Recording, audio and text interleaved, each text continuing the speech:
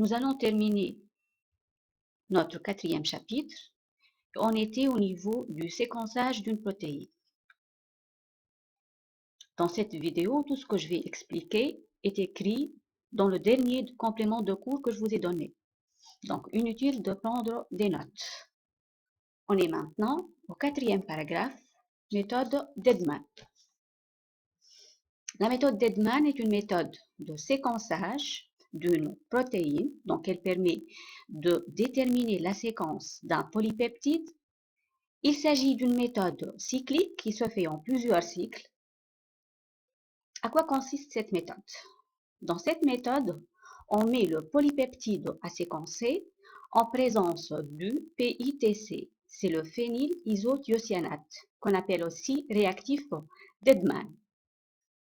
La première étape est une étape de marquage, c'est-à-dire le PITC va se fixer à l'acide aminé numéro 1, c'est-à-dire l'acide aminé du côté N-terminal de notre polypeptide.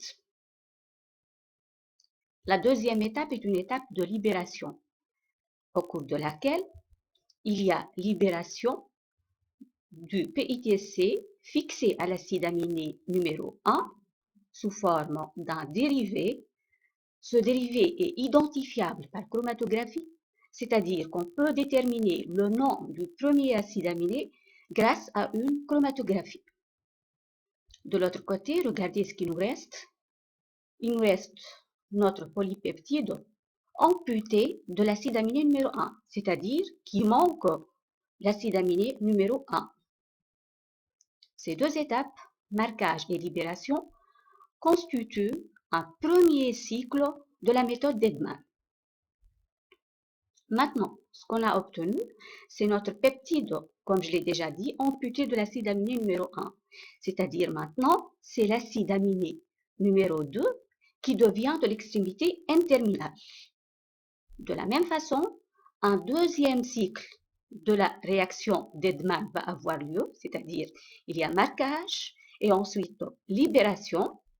À l'issue de ce deuxième cycle, on aura un deuxième dérivé de l'acide aminé numéro 2 qu'on peut identifier, pareil, par chromatographie. Et à l'issue de cette méthode, donc cycle après cycle, ainsi de suite, on va identifier la séquence de la totalité de notre polypeptide.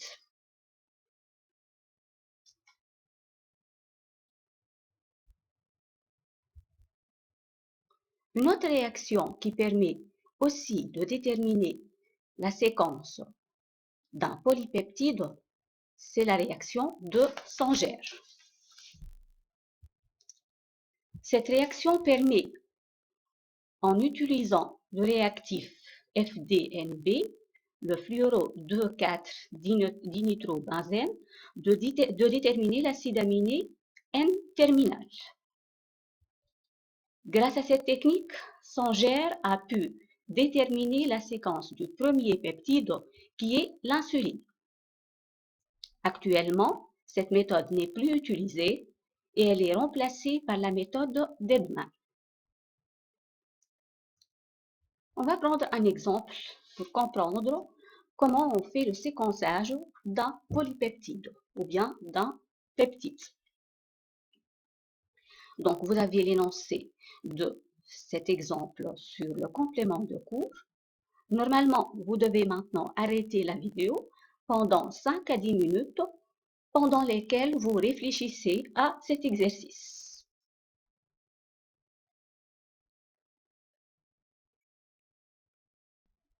On corrige ensemble. Donc, on considère un heptapeptide, c'est-à-dire un peptide formé de 7 acides aminés. L'action de la trypsine donne 2 peptides et un tripeptide dont les séquences ont été déterminées par la méthode d'Edman. Par ailleurs, l'emploi de la chymotrypsine donne 2 tripeptides et un acide aminé. On vous demande de déterminer la séquence de cet heptapeptide.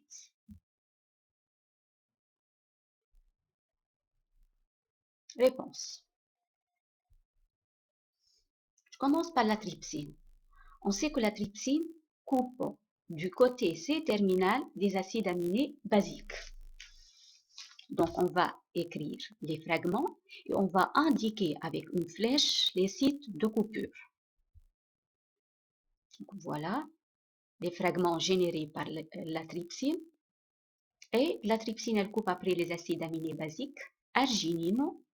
Donc là, c'est un premier site de coupure.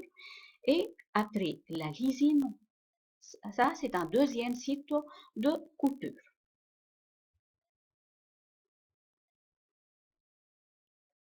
Les informations qu'on peut tirer à partir de la digestion avec la trypsine, c'est que le fragment tryptophane-valine, normalement, puisqu'il y a ces deux sites de coupure, le fragment tryptophane-valine doit se retrouver à la fin de notre peptide. La deuxième information qu'on peut tirer, c'est que l'acide aminé numéro 1, c'est-à-dire du côté N-terminal, peut être soit la glycine, soit la phénylalanine. Pour trancher, on va voir la digestion par la chymotrypsine. On sait que la chymotrypsine, elle coupe du côté C-terminal des acides aminés aromatiques. On va écrire les fragments générés par la chymotrypsine et on va essayer de les aligner. Donc, j'ai essayé d'écrire ici le fragment qui commence par la glycine exactement sous la glycine et l'autre qui commence par alanine sous le fragment qui contient l'alanine au départ. Donc, chymotrypsine, elle coupe du côté C-terminal des acides aminés aromatiques. Ici, on a la phénylalanine.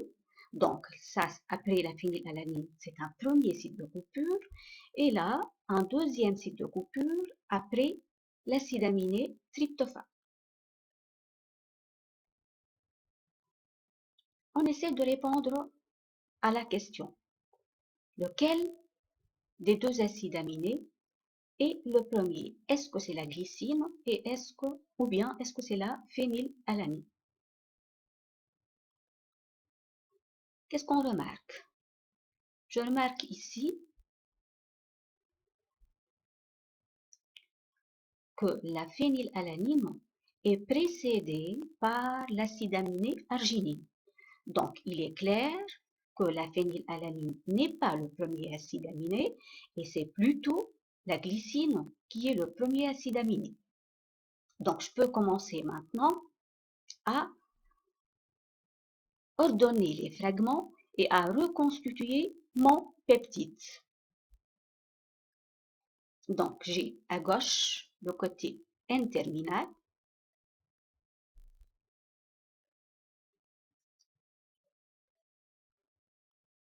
Le premier acide aminé, c'est la glycine. Donc, mon premier fragment, c'est glycine, arginine, phénylalanine. Qu'est-ce que j'ai après? Je regarde ici la digestion par la trypsine. Après phénylalanine, on a alanine-lysine. Donc, j'ai reconstitué normalement jusque-là.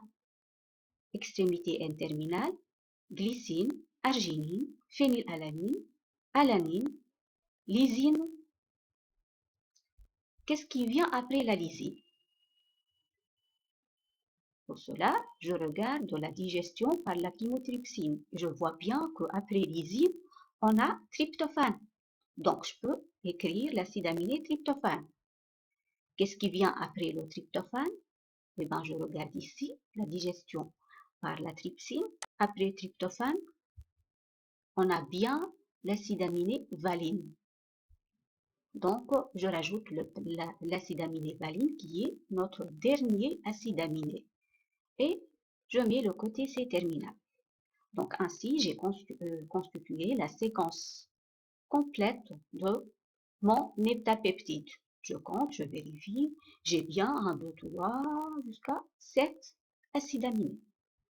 Et c'est toujours ça, la méthodologie que vous utilisez pour déterminer la séquence complète d'un peptide.